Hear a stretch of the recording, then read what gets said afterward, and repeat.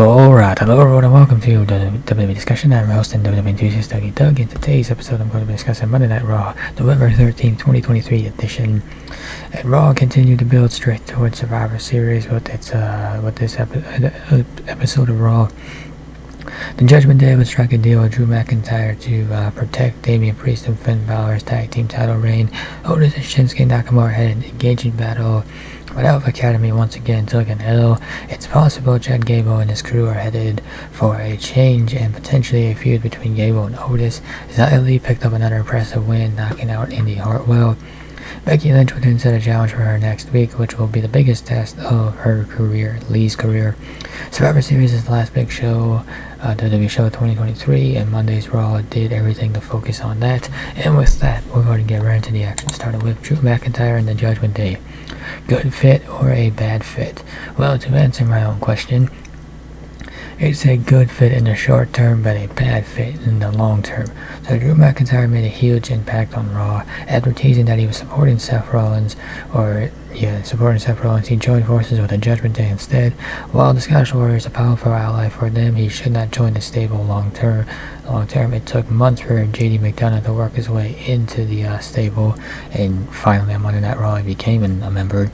And it would invalidate the whole story and experience for McDonough if McIntyre just joins and immediately replaces him. More importantly, McIntyre does his best work on his own. He doesn't need to replace Priest and Balor and then leave Judgment Day. He should be focused on his own story, and if McIntyre is going to be part of a group, it should be his own faction that he builds up, not trying to take over Judgment Day. And truth be told, from a storyline perspective, I think this has less to do with Judgment Day and more along the lines of unfinished business McIntyre feels like between him and Seth Rollins over the World Heavyweight Championship, even though Rollins beat him clean in the center of the ring. Alpha Academy. So is the Academy going to split? So Chad Gable was once the man ready to dethrone Gunther as Intercontinental Champion. In recent weeks, though,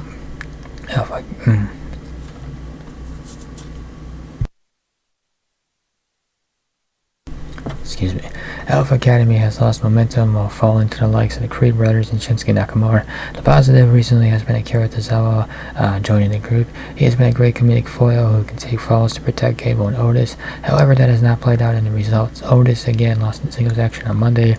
Gable is struggling and likely to lose next week to the Artist, just like his tag team partner. Both men are falling behind, and perhaps frustration is starting to mount within the group. Now, Gable still has huge potential, but Alpha Academy might no longer work in its current formula. Tozawa could be a replacement for Otis if he does leave, and should a matchup happen, Gable versus Otis, that will be a big match, but it has to happen at the right time, and hopefully it can help both men get back on track.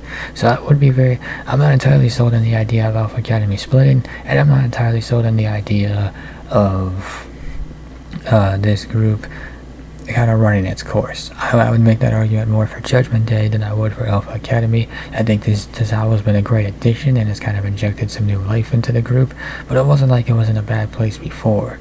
And yeah, I don't know if you were to split, I don't know how exactly that would work in terms of who would play the good guy, who would be the bad guy. I guess maybe Gable would, but I don't know.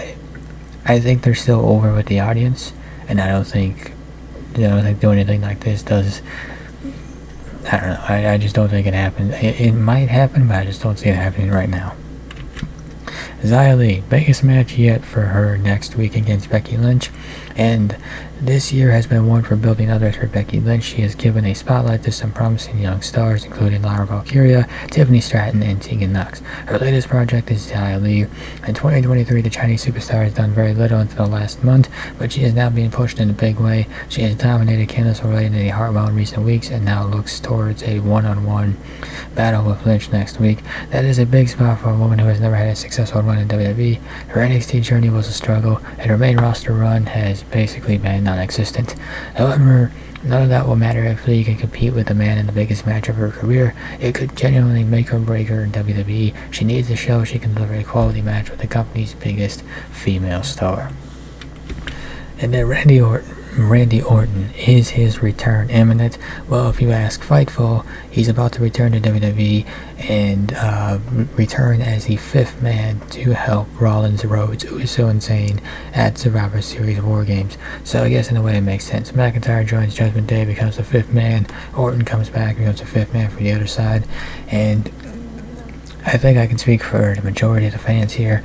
I am ready to see the Viper return to WWE. He was last seen in a ring on May 20th, 2022, but he's been sidelined with a back issue since then. A back issue that was reportedly career-ending, but that doesn't seem to be the case.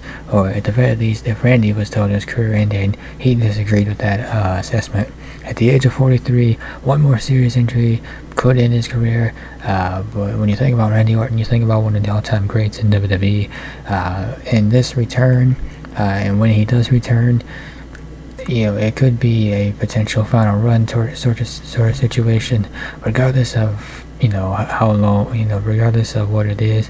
When he does return, WWE must take full advantage of his star power and elevate him at the very least one more time. War Games is a strong start, but WWE needs his star power beyond that. WrestleMania 40 could be a huge spotlight for Orton and what could be one of his last great contests. Pairing him up with guys like Bauer, Priest, McIntyre, Gunther, or others would deliver a big match and further establish a top star when he does retire. So there's no indications that he is retiring, or at least when he does return, he's only returning for a certain period of time and then he's retiring. I don't know how much, there's no really reports on how much longer Orton wants to do this, but if he's able to come back from the back injury and perform well, there's no reason to think he can't go at least 7 more years until the age of 50. So I don't know. It does kind of give off that appearance that Orton does make this return for one last run. I don't quite see it playing out that way, but I guess I'll just have to see how it does play out, and if Fightful is actually right in that he does return at Survivor Series. Not saying Fightful's wrong, it's just there's a lot of, it's hard to buy into the speculation because you never really know what's real and what's not, what's a work and what's a shoot. You just don't really know until like it happens, basically, and then you kind of figure out, like, okay, this was a shoot, this was a work. Regardless, though, I hope he does return for Survivor Series War Game, because I have missed seeing Randy Orton in action. And with that will conclude this episode of WWE Discussion. If you enjoyed this episode, be sure to hit that like button down below.